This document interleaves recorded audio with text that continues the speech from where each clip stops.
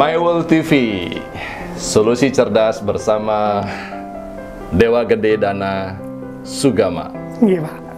Om Swastiastu. Om Swastiastu. Terima kasih banyak Om Dewa. Waduh, saya yang terima Sugama. kasih. Bapak Arta, tempatnya bagus banget. Cozy banget.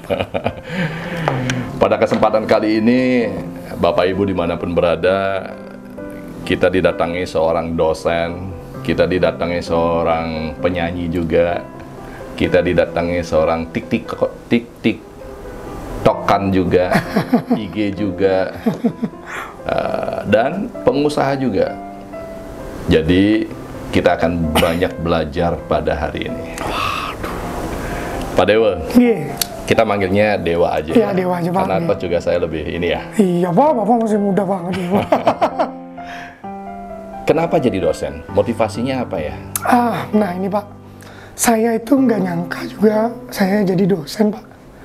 Awalnya saya seneng main musik, Pak.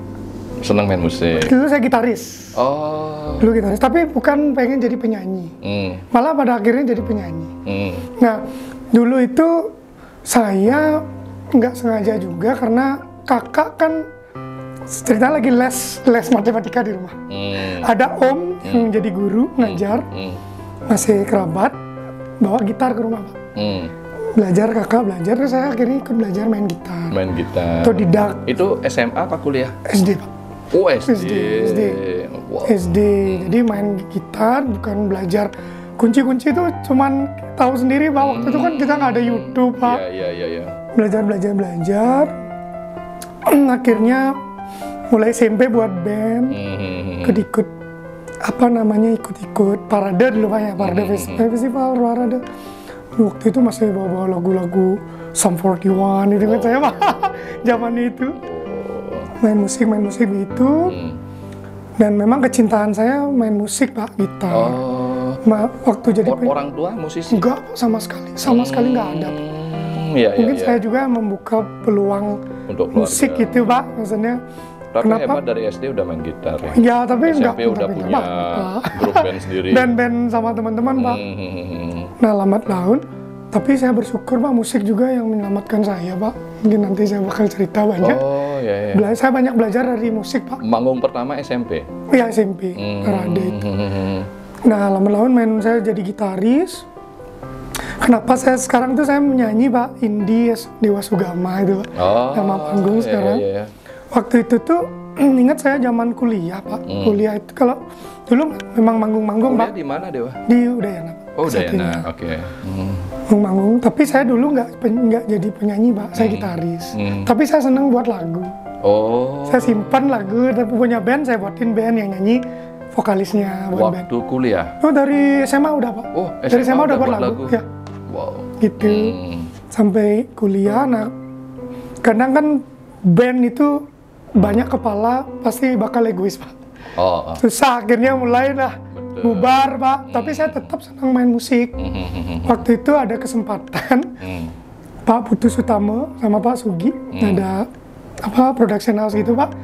Saya disuruh jadi model video klip. Awalnya gitu, model video klip. Dimana saya akhirnya tetap bernyanyi sampai sekarang. Disuruh jadi model video klip. Video klipnya sudah jadi, singkat cerita saya disuruh main ke production house-nya. Sambil nunggu PC-nya, komputernya loading videonya, saya kan ada gitar, Pak. Saya main, Pak. Ditanya lah sama Pak Putu, lagu siapa? Lagu saya, Pak. Loh, kok bagus gitu ceritanya. Iya, rekaman, aduh nggak punya band, Pak. Bandnya bubar kan gitu, Pak. Akhirnya udah Dewa aja yang rekam langsung nyanyi. Waduh, malu saya, Pak. Saya kan nggak gini. Solois gitu kan, Pak, ceritanya.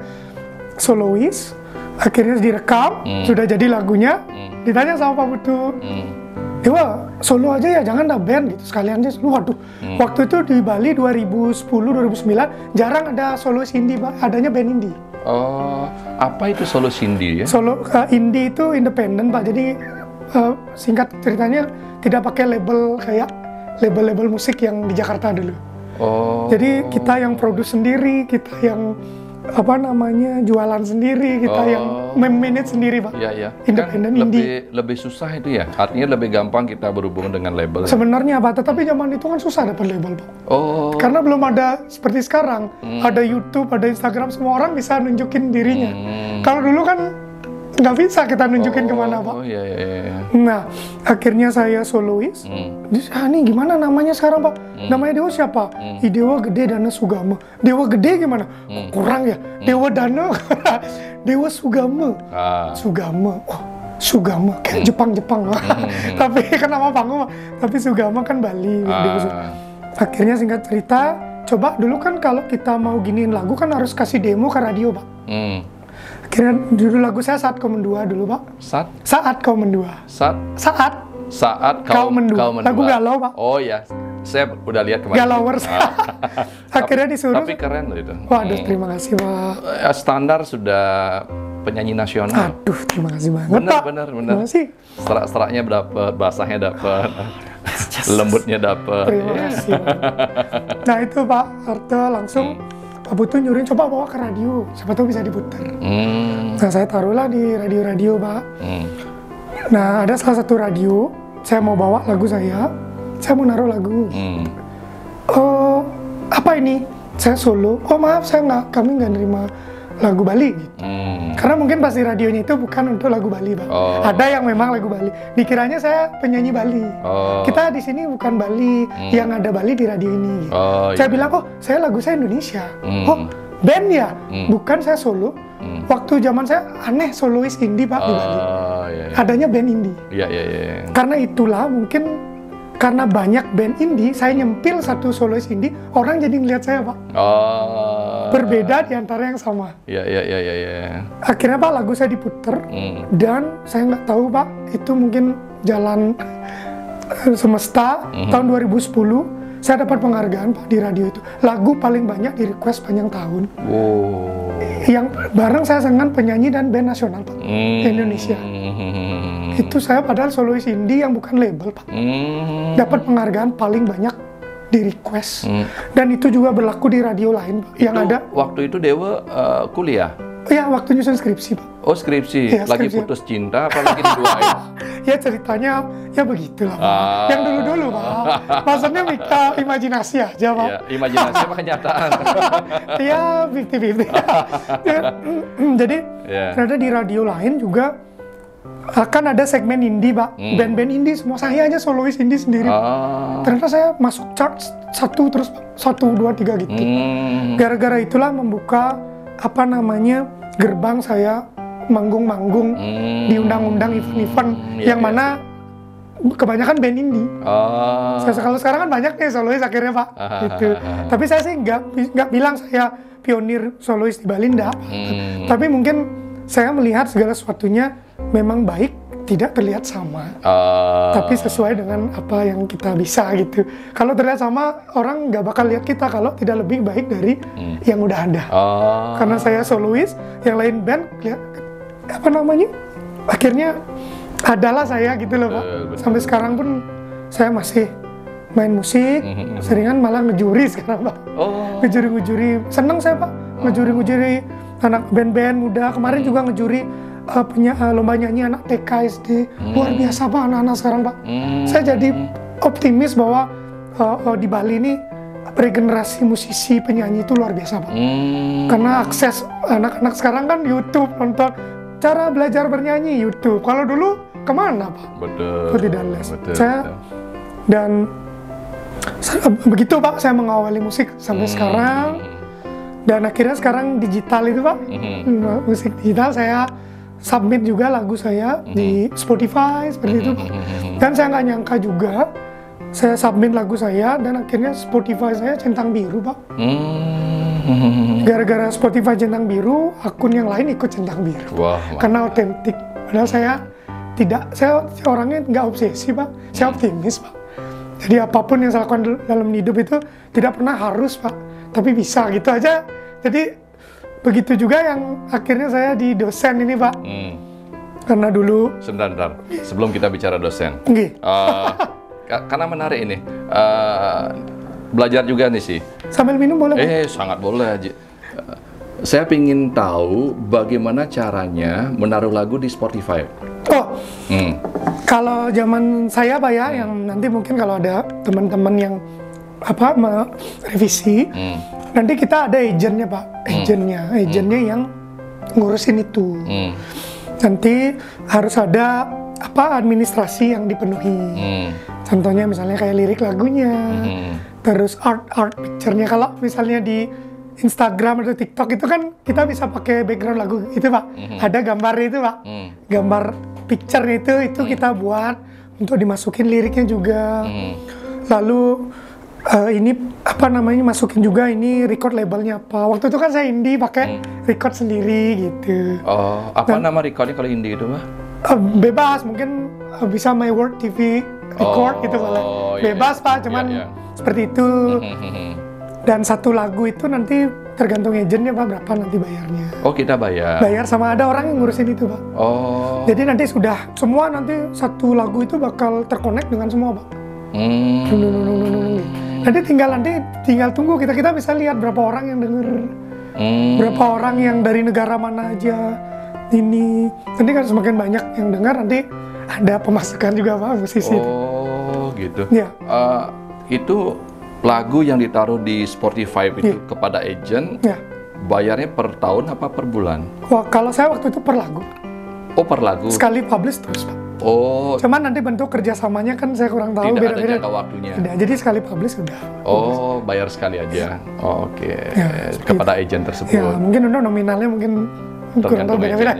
Oh, nanti kalau seandainya itu ada masukan. Nah itu balik lagi waktu perjanjian mungkin Pak, yang maunya gimana. Oh, gitu. Mungkin seperti itu yang saya tahu kita. Kalau saya dari awal memang saya pengen biar lagu saya mengajarkan penikmat musik itu biar di mana dengar lagu di sini resmi Pak. Gitu. Biar nggak dengarnya di tempat-tempat yang bukan tempatnya. Itu goal saya dulu. Tapi saya nggak mikir bahwa pertama kali naruh lagu di Spotify tahun berapa tuh? Baru waktu digital ini Pak, baru ada. 2000. Waktu zaman 2010 kan belum Pak. Ya mungkin 2020. Iya, ada kayaknya sebelum itu Pak ya. Sebelum ini baru itu. Dan mungkin sebaiknya kalau teman-teman saya kan baru Pak ya, maaf ya udah mengerti. Sebaiknya diperhitungkan juga mengenai hal itu kayak royalti masuk dan lain-lain, karena biar nggak nanti banyak yang denger terus uangnya banyak masuk di situ jadi permasalahan nanti. Jadi akhirnya diperhitungkan yang jelas. Iya, dari awal agennya itu. Nanti mungkin seperti itu ya, mungkin revisi teman-teman sistemnya sekarang gimana. Biar nggak nanti, karena saya dari awal memang goalnya adalah untuk lagu saya ada di platform digital Pak. Iya. Karena kan kalau dulu pemasukan musisi untuk rekaman jelas dari kaset dan CD. Zaman dulu. Iya. Kalau sekarang lebih berubah Pak, digital Pak. Digital? Ya, itu dah. Ke yang Spotify itu? Ya, YouTube dan lain-lain. Berarti masuk Spotify dia langsung connecting ke YouTube, sama IG, ke TikTok itu ya? Jadi ada istilahnya monetize ya, ada uang gitu Pak ya, ada yang maaf saya tidak menyemplung banget dengan itu. Tapi banyak sekali teman-teman yang hidup dari musisi atau pencipta lagu yang hidup dari Spotify ini? Digital itu Pak. Oh, enggak, karena saya ingin tahu pemasukan musisi saat ini ternyata bukan dari CD dan kaset, digital ya. Setelah mereka dari digital ini, mereka dapat income di sana, mereka terkenal, baru diundang manggung. Disitulah kehidupan mereka ya. Tapi banyak juga Pak yang nggak memilih untuk live Pak, cuman untuk digital aja. Ada artis begitu. Ada gitu ya. Cuman untuk biar di digital aja. Untuk manggung dia nggak mau. Gitu. Mungkin satu sisi mungkin bukan penyanyi live yang gimana gitu. Cuman untuk di digital aja. Pemasukan lumayan juga Pak. Ada seperti itu ya. Iya. Terus royalti daripada, mohon maaf kalau Dewa mungkin di luar itu ya kan. Ini karena hanya sekedar hobi. Kan kalau dulu kaset dan CD itu ada, kalau nyetak lagi, dapat lagi nyetak lagi. Itu Pak ya, pembagiannya. Berarti sekarang udah nggak ada itu ya sekarang ya? Sebenarnya CD dan kaset kan kasetnya sudah nggak ada. CD lah yang. CD masih lah. Sekarang juga balik ke piringan hitam itu Pak. Tapi untuk collectible itu Pak ya, untuk eksklusif, dijual eksklusif. Tapi sekarang rata-rata ke digital Pak. Ke digital ya. Itu sekarang di satu sisi musisi itu terbantu sekali Pak. Untuk itu siapapun bisa gitu jadi. Nah, terus sebelum ke dosen, Dewa main TikTok? Belum Pak, baru-baru aja TikTok nih Pak. Oh TikTok baru-baru aja? Iya, baru booming ini. Saya main Instagram. Nah TikTok juga Pak, TikTok saya sekarang jadi Mr. Acha namanya Pak. Mr. Acha? Jadi orang India Pak. Nah karena awalnya begitu, kira rame. Nah disitulah kesempatan saya untuk mengenalkan lagu saya, ternyata Mr. Acha ini penyanyi. Itu saya lagi ngupload atau saya buat postingan apa lagu saya pakai. Jadi orang loh penyanyi toh. Jadi mulai lagi orang nge-search saya, siapa sih ini Mr. Acha, ternyata dia sekarang penyanyi. Ada juga yang dulu-dulu, waduh akhirnya lagunya ada, ini lagu zaman saya SD. Zaman saya SMP itu Pak, baiknya digital, jadi semua orang bisa memakai lagu kita, itu kan juga exposure buat kita Pak. Kalau dipakai untuk postingan, didengar semua. Kalau orang mau pakai kan tinggal klik aja. Jadi semakin banyak juga yang pakai, kelihatan nanti berapa orang yang pakai. Oh kelihatan ya? Iya di TikTok itu. Berarti Dewa setiap ada postingan di TikTok pakai lagu sendiri. Ya. Berapa lagu yang sudah di Spotify? Kalau Spotify kira saya ada 8 lagu Pak. Tapi yang saya publish itu sekitar 4 lagu. Ya, 4. Wow, keren. Kalau dari penghasilan di TikTok ada penghasilan nggak Pak? Kalau TikTok Pak, yang saya tahu, kalau TikTok itu live TikTok yang di sawer itu Pak. Sekarang kan banyak tuh Pak. Tapi saya nggak main live gitu Pak, karena di TikTok itu memang awal saya buat TikTok adalah untuk happy Pak. Tetapi happy-nya malah menghasilkan Pak. Tapi hasilnya saya di-endorse Pak, sering Pak. Di-endorse oleh? Endorse berbagai perusahaan gitu Pak. Perusahaan atau mempromosikan itu produknya seperti itu. Beda-beda, ada yang sistemnya visit ke store-nya, ada yang sistemnya setahun dikontrak, ada sistemnya barter, beda-beda gitu. Tetapi kalau di TikTok yang saya tahu dapat duitnya dari live. Saya pernah nyoba live sebentar Pak, iseng. Waktu itu saya lagi acara mahasiswa. Mahasiswanya nyuruh, Pak ini kan followernya udah lumayan, coba live. Saya live Pak, mungkin sekitar 5 menit. Cuman halo saya di sini lagi gini-gini. Saya dapat 15.000 Pak. Tahunya dapat 15.000 dari? Ada Pak, kelihatan kan orang ngirim-ngirim apa istilahnya itu, gift Pak. Gift yang gambar-gambar mawar, gini itu ada uangnya Pak. Dia kan beli tuh gift tuh. Jadi kalau dia seneng sama videonya lagi live, dikirim sama dia. Nanti kita kita masuk ke account kita, nanti bisa kita masuk ke kita. Account kita daftarkan dulu di TikTok. Ya, apa belum? Sudah kan langsung itu Pak. Jadi pas kita live tuh ada orang gift. Maksudnya rekening? Ya Pak, saya kurang tahu Pak. Cuman ada masuk di situ Pak. 12.000 gitu. Yang ngasih gift itu, kayak gambar-gambar kan kayak. Dan Dewa bisa ambil itu uang itu? Saya belum ambil, Mama masih di situ. Makanya banyak orang-orang yang. Caranya ngambilin nanti gimana? Nah itu perlu saya pelajari Pak, karena saya belum fokusnya nggak live itu. Iya. Berarti lebih ke endorse ya? Ya, cuman awalnya endorse juga nggak nyangka Pak, malah di endorse. Sekarang. Cocok sih di endorse. Ya. Cocok kayak orang India. Casing juga ganteng. Dan mungkin ini juga Pak, TikTok saya kencang kalau saya Pak ya. Instagram juga kencang. TikTok juga menurut saya sangat membantu sekali untuk mempromosikan kalau kita punya usaha Pak. Cepat sekali Pak. Jadi misalnya kebetulan kan orang tua saya punya kos-kosan gitu Pak ya. Jadi kalau saya dulu kan promosinya lewat aplikasi yang berbayar Pak. Biar bayar seberapa, biar iklan kosan kita paling atas. Jadi warnanya kuning. Kalau di TikTok sekarang saya tinggal misalnya buat video, diliatin kamarnya, isi nomor saya, udah langsung dia datang. Tinggal kirim map, datang, cepet sekali, lebih cepet Pak. Promosiin apa aja cepat. Mau nggak cerita sedikit? Gimana Pak? Kalau menjadi endorse itu, Anggaplah rata-rata setahun dapat berapa ya? Ya, average lah kurang lebih, meskipun tidak etis. Siapa tahu teman-teman ada yang menarik untuk ikut bisa. Ini ada penghasilan yang lumayan loh di sini. Mungkin saya sebenarnya nggak enak ngomong. Ya antara materi bayar. Berkisaran. Kalau endorse saya sekali kemarin Pak sampai 50. 50 ya? Ya. Oh, oke. 50. Itu baru satu company? Iya. Oh, itu kontrak setahun? Ada yang 6 bulan, ada yang setahun, ada yang sekali juga ada Pak. Oh gitu. Tapi ya begitu Pak, mungkin rezeki juga Pak. Oh, gitu. Maaf loh Pak, saya sebenarnya nggak enak ngomong materi. Nggak apa-apa, ini lebih kepada memancing anak-anak. Sharing mungkin Pak ya, sharingnya. Anak-anak muda. Oh, ini ada penghasilan yang bisa kalian bisa dapatkan. Sangat Pak. Kalau memang kalian tekun Pak, tekun dan tahu. Daripada ngawur gitu kan. Ya, Pak. Toh juga kita bermain TikTok, toh kita bermain harus IG. Konten kreator kan Pak istilahnya Pak. Itu ya. maksudnya. Kreator berarti harus kreatif. Kalau memang kalian kreatif buat video, ngapain disia-siain? Upload aja. Coba kasih saran sedikit anak-anak kita ya. Untuk menjadi konten kreator, apa awal langkah dan prosesnya? Awalnya harus seneng dulu Pak, tahu kalian apa, seneng apa, komedi kah, musisi kah, atau ada juga yang buat TikTok ngomongin hukum, ada juga Pak. Beda-beda Pak, ada itu pasarannya.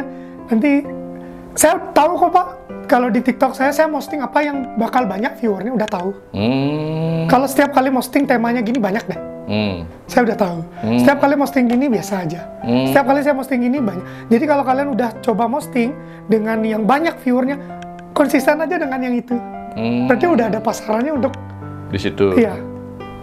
Jadi ya awal-awal pasti mencoba semuanya kan Pak. Tapi saya udah dapat patternnya Pak. Jadi setiap saya posting yang itu gitu ya, temanya itu pasti banyak Pak. Setiap saya posting yang lain beda lagi. Sedikit. Jadi saya tahu ini pasar saya untuk di konten. Jadi berarti di media itu ada tayangan yang memang ditonton banyak orang. Ya, bisa jadi tayangan itu tidak ditonton semuanya. Ya, balik lagi ke orangnya Pak. Kan ada yang memang orangnya komedi gitu. Memang dia cocok lucu dengan karakter begitu. Terus dia pindah iseng buat gini dikit viewernya Pak. Jadi memang dia disenangnya di komedinya. Ada juga yang senangnya mungkin nyanyinya Pak, atau apa namanya buat prank gitu, ada beda-beda. Kalau Dewa sendiri lebih ke mana dia? Kalau saya sekarang jadi Mr. Aca Pak. Mr. Aca itu ya? Jadi semua, saya punya jargon Pak, slogan Aca, what are you today guys? Jadi itu penting buat saya juga. Jadi kalau sering sekali kalau saya ketemu orang yang mungkin tahu saya, halo Mr. Aca, what are you today? Menurut saya penting itu jargon itu Pak. Jadi orang kayak misalnya mungkin Atta Halilintar ya, Asyap ya gitu tuh, atau apa itu. Karena orang kan setiap hari denger, orang inget. Pak kan bikin video setiap hari tuh. Saya punya jargon, mungkin dikenal di short video YouTube kita. Nanti kau buka, siapa tahu nanti saya mau konsul juga. Jargon kita adalah orang yang saya kenal dan orang yang tidak saya kenal. Itu Pak, orang yang saya kenal dan orang. Beberapa orang banyak manggil saya, orang yang saya kenal dan orang yang itu tidak Pak, saya kenal. itu Pak, itu nikah maksud saya. Kenapa tidak coba-coba di YouTube sih? Iya, tetapi harus konsisten di awal buat kata-kata itu. Jadi orang kayak saya salam pembuka itu sebelum buat video, Aca, what are you today? Ingatin kita masuk aja ke TikTok. Penting sekali Pak jargon itu. Siapa tahu ada endorse yang. Iya Pak. Satu kali endorse 50 juta kan? Enggak Pak, enggak itu. Bapak sih nanya, saya malu Pak sebenarnya Pak. Saya bener Pak malu. Nah kan average itu Pak ya, average. Itu durian. Tapi enggak selalu segitu ya, Pak, ada yang nah, contohnya ini direkam Pak. Direkam? Waduh, rekam. Waduh, saya begitulah Pak ya, saya kayak lumayan lah begitu yang menurut saya nggak nyangka juga. Ini inspiratif loh, nggak usah malu. Ini kan saya nggak enak ngomong nominal. Nggak apa-apa. Artinya begini, kadang-kadang anak-anak zaman sekarang itu dia apa sih hebatnya orang ini? Tatkala dia bercerita tentang kehebatannya, banyak hal yang dia bisa ceritakan. Tetapi sekarang anak muda, berapa sih penghasilan nih orang? Baru dia mau dengar. Iya Pak, sekarangnya. Karena idealisme itu berbalik. Kalau dulu Dewa boleh bercerita, oh senangnya dulu Pak. Ya. Senangi dulu, karena saya senang aja saya melakukan. Kalau itu anak zaman dulu. Iya Pak, ya, betul Pak. Karena Dewa dasarnya adalah senang. Ya. Kalau anak zaman sekarang, berapa yang saya dapat nih? Betul. Itu bedanya sekarang. Meskipun dia tidak senang, akan tetapi kalau sudah nilai yang dia dapat menjanjikan, dia lakukan itu. Realistis sekali seorang Pak ya. Realistis. Kalau dulu Dewa dia idealis. Idealis ya Pak, betul Pak itu. Itu beda cara berpikir kita. Kalau anak-anak kita rangsang sekarang, sekali endorse kamu dapat 50 juta.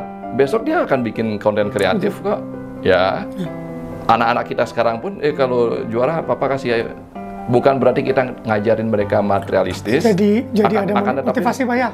Kita mengajarin mereka di depan kamu ada apa, apa yang bisa kamu dapat. Betul, itu kurang lebih. Kalau zaman dulu Dewa boleh lah, saya senang aja Pak. Meskipun tidak ada apa-apanya, yang penting saya senang. Itu zaman kita dulu, saya juga sama. Kalau sekarang anggaplah sekarang anak-anak nih. Anak-anak sekarang itu tidak kayak Dewa, tidak zaman kita bertahan lama di satu posisi. Betul. Meskipun tidak menjanjikan apa-apa. Tetap ya, karena senang ya. Anak sekarang kalau sudah tidak menjanjikan apa, dia loncat langsung ya, betul Pak. Apakah itu salah atau benar? Tidak bisa kita katakan itu salah atau benar. Sejaman Pak ya. Karena cara berpikir kita beda sama mereka. Nah sama sekarang yang saya mau tanya nih. Kenapa milih dosen? Dan kenapa milih dosen? Coba cerita sedikit, kan dalam pengajaran itu Dewa jadi dosen udah berapa lama? Maaf. Mau jalan 10 Pak. 10 tahun. Pasti anak-anak di 10 tahun yang lalu dengan anak 5 tahun, 3 tahun yang sekarang pasti beda ya? Coba cerita dikit. Saya mau ngomong sesuatu yang menurut saya cinta Pak. Cinta dengan pekerjaan ini Pak. Cinta Pak ya? Cinta dulu sama pekerjaan, sayang dulu. Nanti bakal ngikut semuanya Pak. Jadi dosen di mana? Di Udayana. Udayana ya? Dosen apa? Fakultas Hukum Pak. Fakultas Hukum. Ternyata menjadi dosen tambah cinta lagi saya Pak. Karena ada hubungannya dengan main musik Pak. Ada kaitannya Pak. Apa hubungannya Pak? Kalau main musik, manggung, kita ditonton orang banyak. Lagu yang kita sampaikan biar mereka harus ngerti. Sedih atau senangnya. Kalau ngajar juga saya lihat ada benang merahnya Pak. Kita di depan sendirian, ditonton mahasiswa banyak, materi yang kita sampaikan biar mereka ngerti Pak. Saya tambah cinta Pak kerjaan ini. Makanya saya kalau disuruh dosen apa musik, keduanya Pak. Karena saya senang Pak. Senang sekali. Dan itu pun saya banyak belajar dari mahasiswa Pak. Pernah saya waktu baru menjadi dosen awal-awal Pak. Saya ngajar waktu itu semester 5, semester 6. Mahasiswanya pintar-pintar sekali Pak. Waduh, ditanyain saya Pak. Pak gini. Itu juga menjadi motivasi saya pulang dari kampus waktu itu. 10 tahun yang lalu Dewa kan baru umur 26 tahun ya? Iya, 26, 27. Masih muda sekali jadi dosen? Iya, setengah. Terus? Lalu, itu Pak, karena saya waktu itu saya nggak bisa jawab Pak. Pertanyaan dari mahasiswa Pak. Langsung saya pulang baca Pak semua Pak. Semakin saya dibegitukan tuh saya semakin ini Pak orangnya Pak. Semakin saya nggak tahu, semakin saya senang belajar. Cari tahu. Dan saya senang mahasiswa kalau semakin begitu. Berarti mereka belajar Pak. Tahu untuk menertanya. Jadi saya sekarang menikmati sekali, malah saya mahasiswa itu teman buat saya Pak. Teman. Di kelas serius, di luar santai Pak. Jadi saya banyak juga belajar dari mereka. Banyak mahasiswa yang banyak punya visioner tentang peraturan-peraturan ke depannya. Saya seneng. Wah ini ada juga yang memang walaupun mahasiswa hukum senangnya bisnis Pak. Jadi saya ngobrol, ada senangnya musik, tapi tetap dia belajar di kelas, itu yang saya senang Pak. Yang saya tetap juga bilang sama mahasiswa saya tuh musisi dulu. Tapi saya menghargai dosen saya di kelas. Saya belajar, dulu saya dibiayai sama orang tua. Awal karir Dewa jadi dosen ceritanya gimana? Kan tamat kuliah nih. Tamat kuliah, ngelamar. S1, tamat dulu saya main musik dulu Pak. Sampai luar kota. Saya ke luar kota juga, sempat tinggal di Cirende juga. Manggung-manggung ke luar kota, ngejuri. Terus begini Pak, jadi orang tua saya itu mungkin biasanya ngapain main musik aja gitu. Main musik aja kan gitu. Jadi orang tua itu kayak kita nggak ada tidak ada basic musik Pak. Saya dulu sempat ini Pak sama orang tua bapak terutama. Jadi saya kayak main musik emang bisa kamu gitu. Karena orang tua nggak ada basic musik Pak. Cuman saya buat lagu-lagu gitu, saya main musik, orang tua pasti pengennya saya jadi pekerja gitu Pak ya. Pekerja yang... Tapi di pikiran memang pingin jadi dosen? Sebelumnya enggak Pak. Mau jadi apa? Musik Pak, musisi. Oh tidak mau kerja di tempat lain? Tidak Pak. Ini karena ada orang tua harus bekerja? Nah ada ceritanya Pak, akhirnya saya mencintai pekerjaan ini. Saya main musik, dulu tuh pernah saya waktu kuliah, saya nonton band Pak, band Indonesia gitu. Saya waktu nonton saya ngomong Pak dalam diri, suatu saat nanti saya yang di atas, kalian nyanyi lagu saya. Ternyata terpenuhi Pak. Atraktor faktor. Manggung saya terus tiba-tiba mereka nyanyi lagu saya, saya ingat dulu Pak. Saya main musik itu bukan nyari terkenal Pak, bukan nyari duit enggak. Saya pengen nunjukin saya diakui Pak, saya bisa. Saya pengen Dewa Sugama gitu, saya pengen orang tahu saya Pak gitu. Dikenal dengan usaha saya sendiri Pak. Akhirnya saya manggung-manggung keluar, saya lumayan dapat penghasilan waktu itu. Saya nggak kerja apa musik aja. Tapi ada seketika kan nggak setiap hari main musik Pak Budpar tuh. Akhirnya saya mikir, aman sing manggung nengil terus, jangan nih. Terus akhirnya saya kepikiran orang tua. Saya intinya waktu main musik itu cita-cita goal saya udah dapet Pak. Udah dapet, saya dikenal. Ada saya gitu Pak, ada sosok saya ini ada. Lagu saya dibawain orang juga. Lagu saya di cover orang ada, saya udah cukup. Yang belum saya lakukan adalah cita-cita orang tua Pak. Akhirnya saya punya singkat cerita, Anji saya nyuruh deh main musik kan kuliah kan gitu. Tuh kan saya memang orangnya. Nah tetap memang kuliah kan bisa main musik gitu. Singkat cerita saya kuliah tetap main musik Pak. Dan waktu buat tesis itu kan stres Pak. Musik juga yang buat lagu saya, jadi saling jalan Pak, saling jalan. Dan akhirnya jalan, ada satu hal yang membuat saya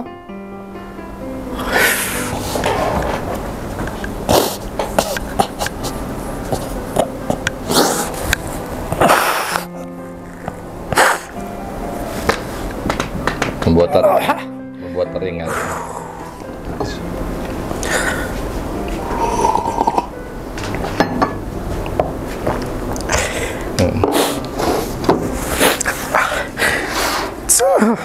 Saya tuh dulu benci sekali nyanyi Pak. Benci nyanyi? Iya Pak. Loh kok aneh? Saya tuh kan suara saya serak ini Pak. Atau sekolah itu sering sekali kayak misalnya nanya PR gitu Pak ya, si teman-teman man ada PR gitu saya nanya, terus temen-temen ya masih ada PR man gitu. Itu suara emang dari kecil seperti itu loh? Itu karena keturunan atau nggak tahu dewa dari lahir gini Pak. Ternyata suara gini yang buat saya jadi penyanyi Pak. Itu suara tenggorokan Pak? Nggak tahu saya juga. Nah kalau bernyanyi itu kan ada suara tenggorokan, suara mulut. Saya nggak ngerti Pak, saya nggak pernah belajar begitu Pak. Keluar aja? Karena saya buat lagu. Akhirnya saya ada satu momen Pak. Saya nggak bakal lupa itu. Saya main musik itu, saya kan pengen dihargai Pak, diakui. Bukan sama orang lain Pak. Saya pengen sama keluarga saya Pak. Dan pada akhirnya waktu itu, ayah saya pulang dari kerja Pak. Ada kata-katanya membuat saya kayak, nggak rugi saya main musik. Apa itu? Pulang deh, Aji, saya masih ingat sekali Pak. Aji itu nih ninggal lagu deh di radio Ilung san. Terus gitu saya. Itu Haji bicara begitu ya? Yang tadinya Haji melarang? Bukan melarang Pak, nggak tahu Pak. Bukan melarang artinya, loh memang kamu bisa. Iya, kayak dikiranya saya main-main gitu aja Pak. Itu yang saya cari Pak. Saya nggak perlu pengakuan orang. Saya pengen pengakuan orang tua saya itu Haji saya Pak. Karena sosok yang saya kagumi itu orang tua saya, Haji saya Pak. Yang membuat saya belajar apapun itu dari ayah saya. Karena kami dulu nggak punya apa, kakek nenek saya buta huruf dari Gianyar. Haji saya dulu sering cerita sekali naik sepeda dari Gianyar ke Denpasar, sepedanya dipinjam. Dan Haji saya juga yang pengen kuliah, ngekos di Denpasar. Mungkin kalau ayah saya nggak kuliah, kita anak-anaknya nggak ngikut, Pak.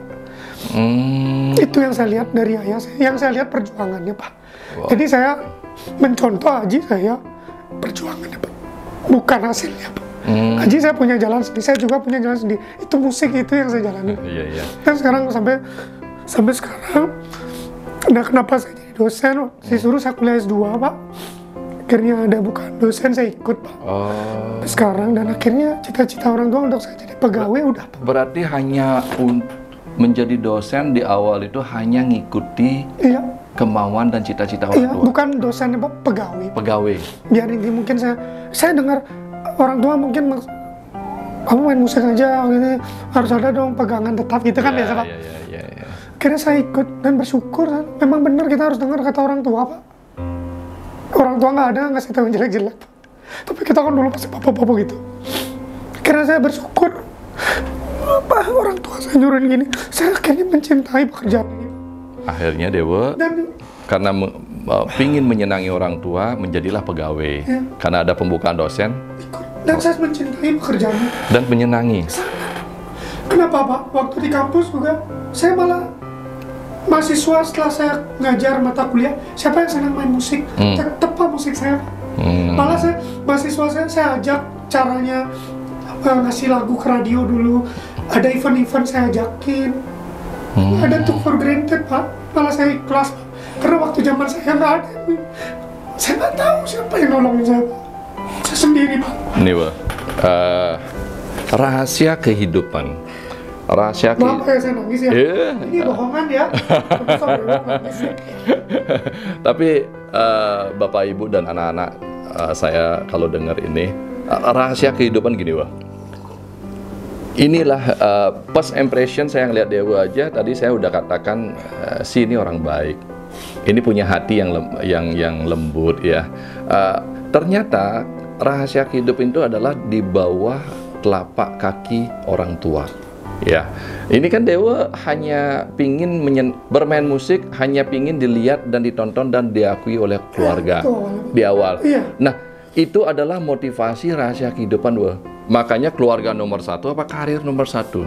Ternyata kalau logika kita karir nomor satu. Tapi ternyata apapun yang kita lakukan di bumi ini sudah ada dalam penelitian 70%-nya keputusan hati, kekuatan batin. Nah, bagi orang-orang yang mau sukses, wah, ciumlah telapak kaki ibu. Karena apa? Karena surga itu di sana, sukses itu di situ. Nah, ini tidak ngerti. Ini contoh nyata. Dewa hanya termotivasi untuk menyenangi orang tua. Akhirnya apa yang terjadi? Amin astung mencintai pekerjaan yang Dewa lakukan. Itu tidak gampang, wah. Sama kayak orang bernyanyi, kalau tidak dijiwai dan dicintai, hampa dia ya. Nah, hidup pun juga begitu. Ternyata hidup pun juga mencintai. Ternyata mencintai kehidupan mulailah dari dasar kita mencintai orang tua. Jangan pernah kita berani sama orang tua. Jangan kita pernah, apa yang Dewa bilang tadi, apapun yang dikatakan orang tua adalah baik buat anak-anak. Nyuruhin yang jelek, meskipun dalam hati orang saya suka musik, kok jadi pegawai. Tapi akhirnya mengikut. Itu juga yang akhirnya tetap sekarang kalau di kampus ada acara musik, saya yang mengisi. Kalau bagi Dewa bagi Dewa sesakral apa sih musik itu, Pak? Wah, luar biasa, Pak. Karena anak-anak diajak main musik, keluarga di kampus pun sebisa mungkin berkontribusi atas hal tersebut. Sesakral apa bagi Dewa musik dan itu, lagu itu apa ya? Gini, Pak, kalau menurut saya lagu musik itu salah satu bahasa yang kadang kita nggak kenal sama orang yang nyanyi, tapi kita ngerasa dekat sama dia, kita ngerasa tahu lagunya. Kadang mungkin saya buat lagu, kadang ada bahasanya, makasih beli Dewa lagunya dulu nemenin di saat saya jatuh, di saat saya susah. Mungkin kita seumur hidup nggak pernah ketemu, tapi ngerasa selfie dia ketemu lagi. Itu saya senang, Pak, dari lagu itu. Jadi saya rasa lagu itu mungkin kita nggak tahu kita buat lagu, tetapi menolong orang juga, Pak. Didengerin terus melewati masa galaunya. pas waktu nyusun skripsi lah, gimana denger lagu, menemani kan secara nggak langsung menjadi bagian dari hidup seseorang. Itu kenapa saya senang punya lagu, menjadi musisi. Secara nggak langsung kita menjadi bagian dalam hidup orang, di bagian masanya yang mana kita nggak tahu. Sering sekali saya, dan sepanjang masa terus saya pernah ketemu, atau ada juga yang komen, makasih waktu nemenin saya dulu galau waktu masih muda, sekarang saya udah punya anak 2 Pak Dewa. Padahal saya menjadi bagian hidup dia, dan bakal terus dia ingat.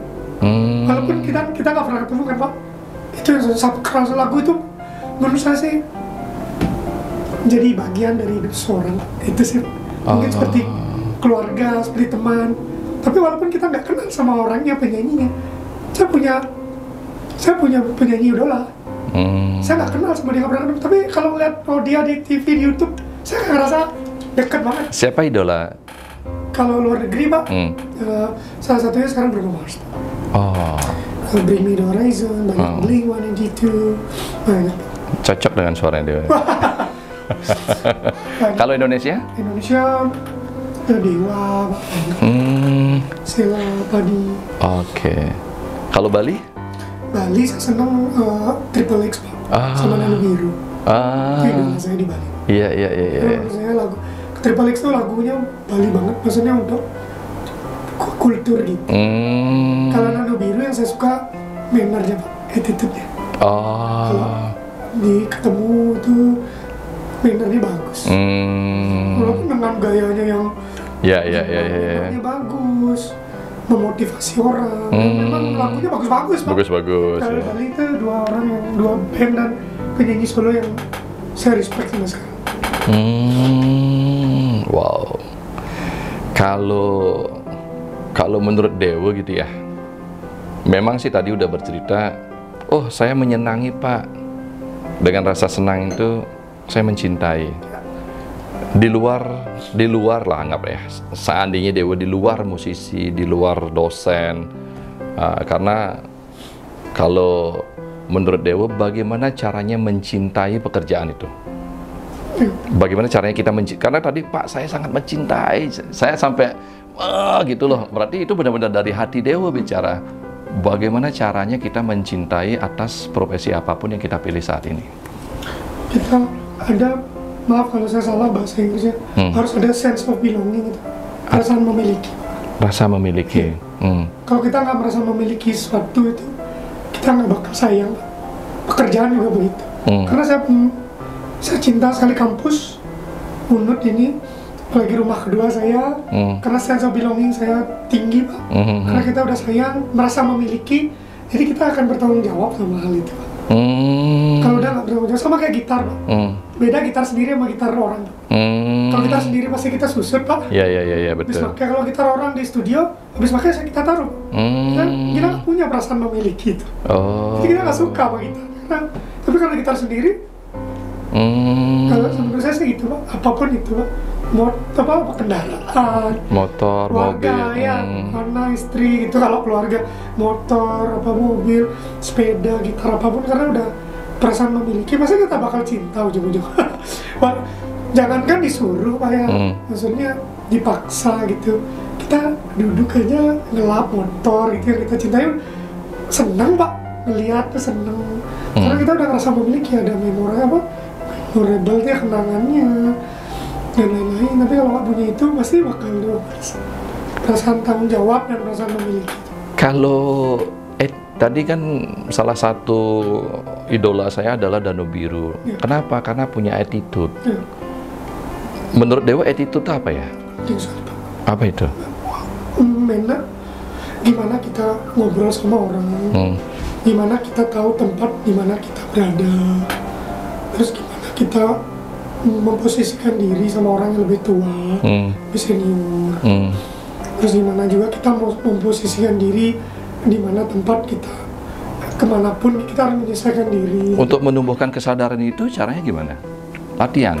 Enggak sih Pak, karena mungkin saya main buat lagu, kayak biasa simpati.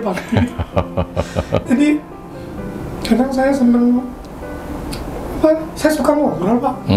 Saya ada orang tuh ngobrol, saya ingin tahu dia dari mana, pekerjaannya apa, gini-gini.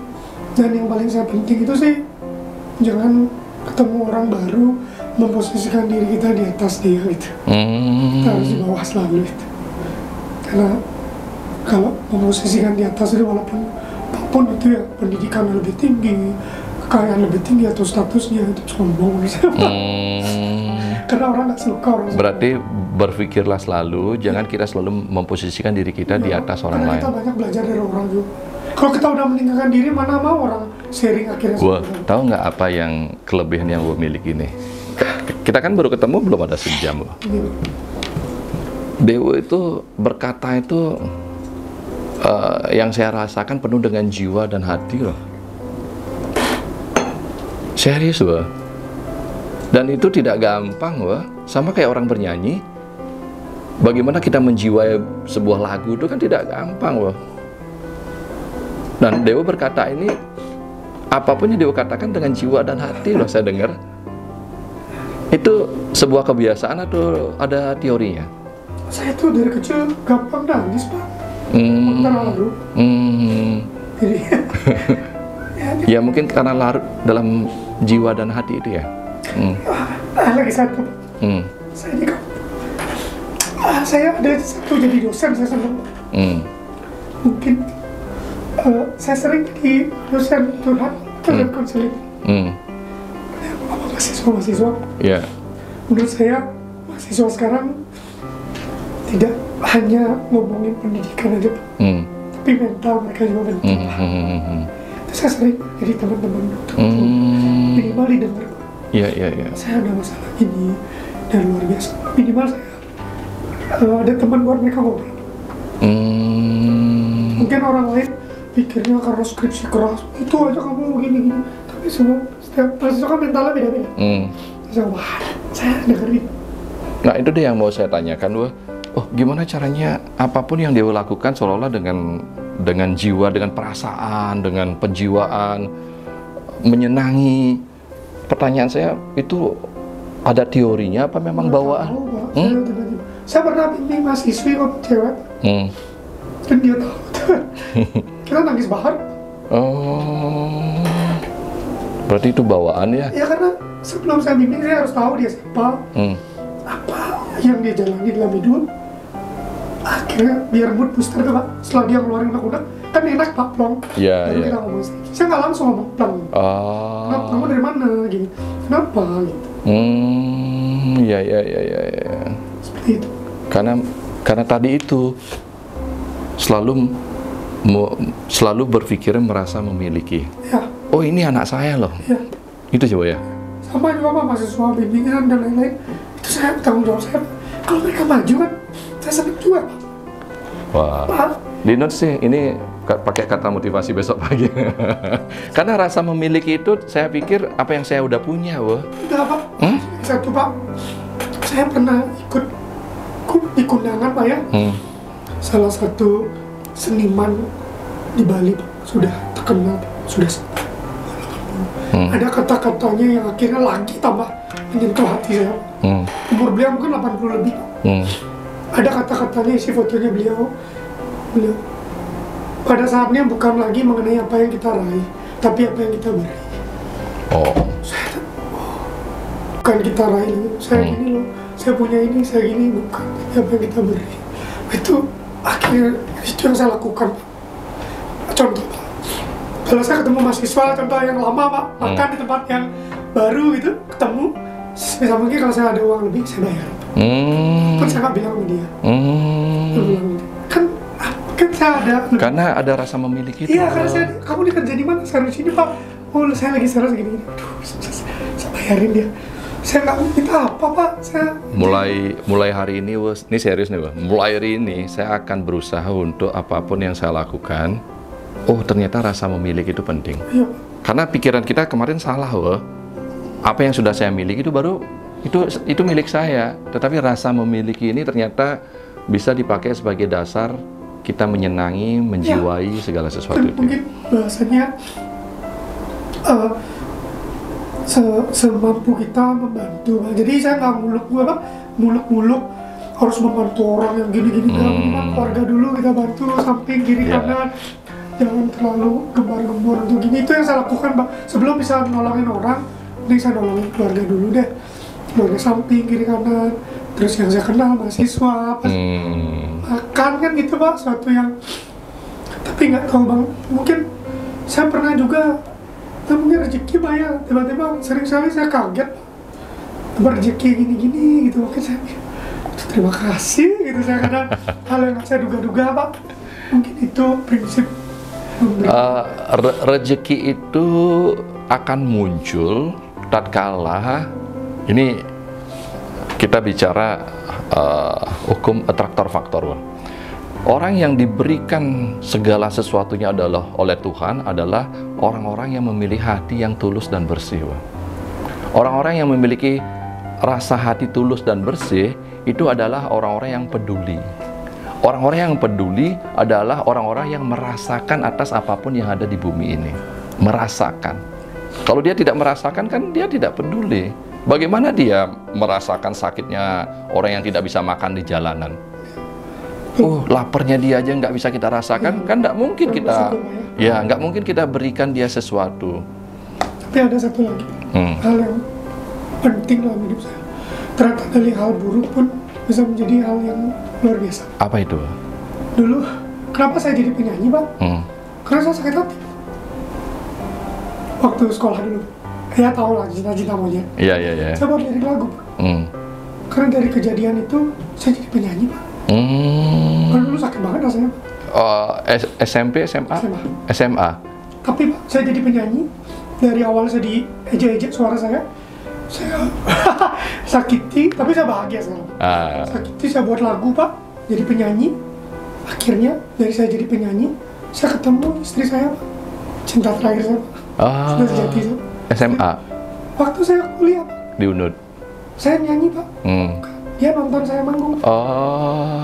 Ternyata jodoh saya sama dia datangnya dari hal yang terburuk, terus malah menjadi hal yang cita-cita saya pengen menjadi penyanyi terjawab, terus akhirnya yang di atas nyuruh jodoh kamu. Padahal kalau saya pikir saya benci nyanyi Pak. Tapi malah patternnya tep. Saya dapetin sekarang istri saya, teman hidup saya yang saya cintai, yang apa adanya saya suka, saya lucu, dia lucu, akhirnya saya dikasih putra-putri yang ganteng, cantik, semesta itu aneh Pak. Kadang begitu Pak, patternnya kalau hidup saya Pak ya, saya lihat kalau saya nggak main musik dulu, kalau saya nyerah dulu, diejek-ejek, tapi ini hidup saya gitu. Karena dihina, karena diejek, karena diputus cinta, jadi termotivasi untuk belajar bernyanyi. Dan setelah bernyanyi, menjadi penyanyi, justru mendapatkan pacar di sana. Dan menjadi istri. Itulah ada orang suci berkata gini, wah, surga itu setelah neraka kita lewati. Kita akan ketemu surga kalau neraka itu sudah kita lewati, wah. Itu habis gelap terbitlah terang. Tuh. Yang paling Dewa takuti apa dalam hidup ini?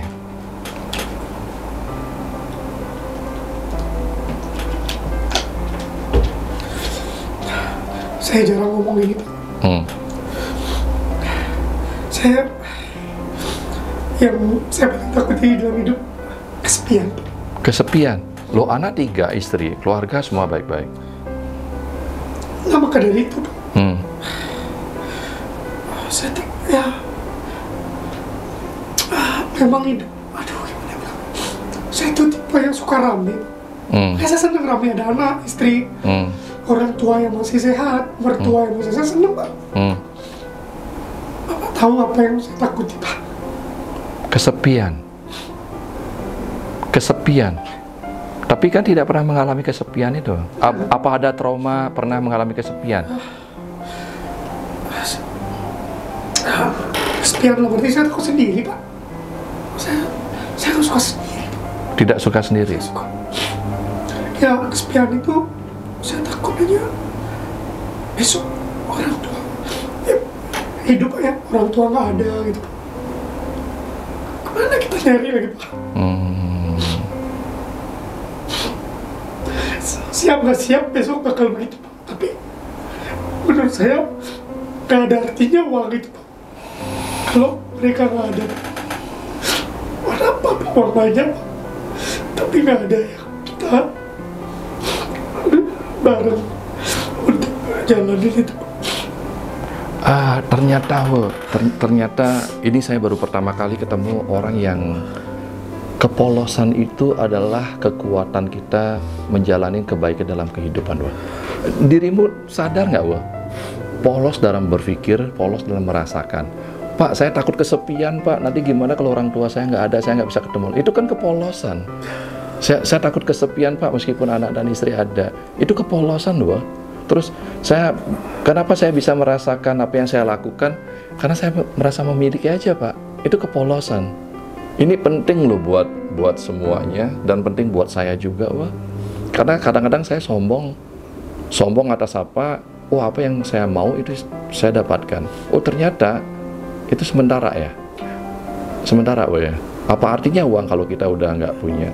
Makanya saya senang sekali orang tua saya misalnya sama cucu saya lihat senyum, saya selalu foto karena hal itu nggak bakal terulang lagi, Pak.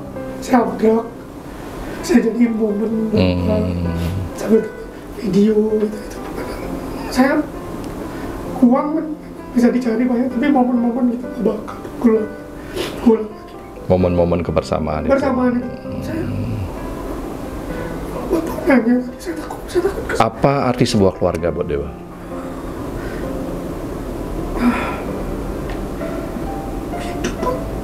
Hidup. Gara-gara keluarga lah Dewa hidup. Itu yang menjadikan Dewa semangat. Itu yang menjadikan Dewa bersemangat, bergairah. Keluarga. Berarti segala sesuatunya itu hanya untuk keluarga. Seperti itu. Hanya untuk mereka. Apapun yang Dewa lakukan di luaran hanya untuk mereka. Bernyanyi untuk mereka di awal, bekerja pun untuk. Buat saya juga. Kenapa saya keluarga? Tidak untuk kebanggaan sendiri, tidak untuk pamer sendiri. Udah lewat masa-masa itu. Udah lewat. Tapi dirimu masih 36 tahun. Ya udah lewat. Sekarang saya bersyukuri aja, Pak. Syukuri setiap hal yang terjadi. Wow. Dan mungkin beda-beda tiap orang goal hidup ya. Kalau goal hidup saya pengen menghabiskan waktu lebih lama sama keluarga. Itu aja, Pak. Kapan lagi, Pak? Tadi lagunya apa, Dewa, judulnya? Saat kau mendua. Saat kau mendua. Saat kau mendua. Saat kau mendua. Amit-amit ya. Itu kan dulu, Pak. Zaman sekolah, Pak. Cinta monyet, Pak. Coba dinyanyi rapnya sedikit, Pak. Saat kau mendua. Ku ingin kau pergi dariku. Hati ini telah letih kau hianati. Bila ku bisa memutar waktu, aku tak ingin mengenalmu. Kurang lebih segitu. Agak bengek, Pak. Nyanyinya jadi bengek, Pak. Yang coba rasakan, coba nikmati syairnya. Memang benar-benar laki-laki yang tersakiti. Wah. Iya.